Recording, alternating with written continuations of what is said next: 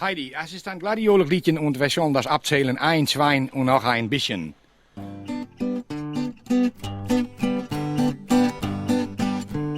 Heidi aus Tirol, ein Stück von 18 Jahren, hatte alles drauf und dran. Ja, das ist für elkaar.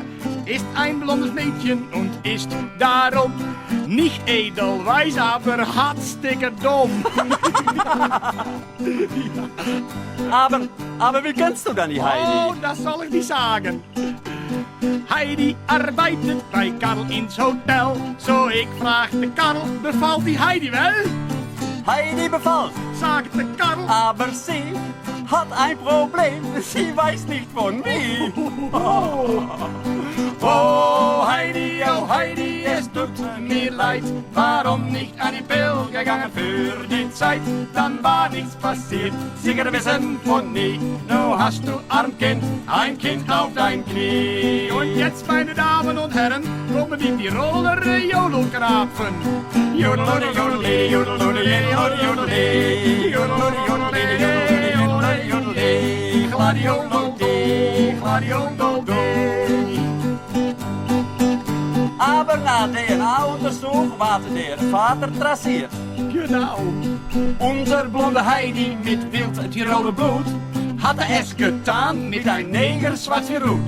9 Monate später bekam sie ein Kind, die schwarz-weiß geblot war, wie Friese Kühe sind. Oh Heidi, es tut mir leid, warum nicht an die Pil gegangen für die Zeit? Dann war nichts passiert, sicher wissen von nie. Nu hast du Armkind, ein Kind auf dein Knie. Jodelode, jodelode, jodelode, jodelode, jodelode, jodelode, jodelode, jodelode, gladiolode, gladiolode. Heidi hat jeden Tag das Kind an der Brust.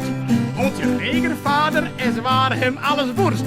Ist gleich abgesetzt mit dem stillen Trupp und sitzt heute irgendwo in der Apelkanal in einer Zielsucherzentrum.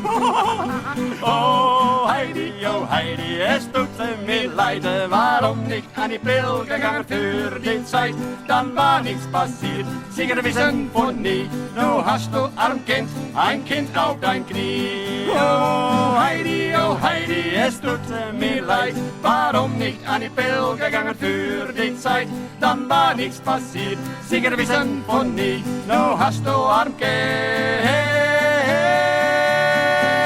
ein Kind auf dein Knie. Jodelode, jodelode, jodelode, jodelode, jodelode, jodelode, jodelode, jodelode, gladiolode, gladiolode, gladiolode.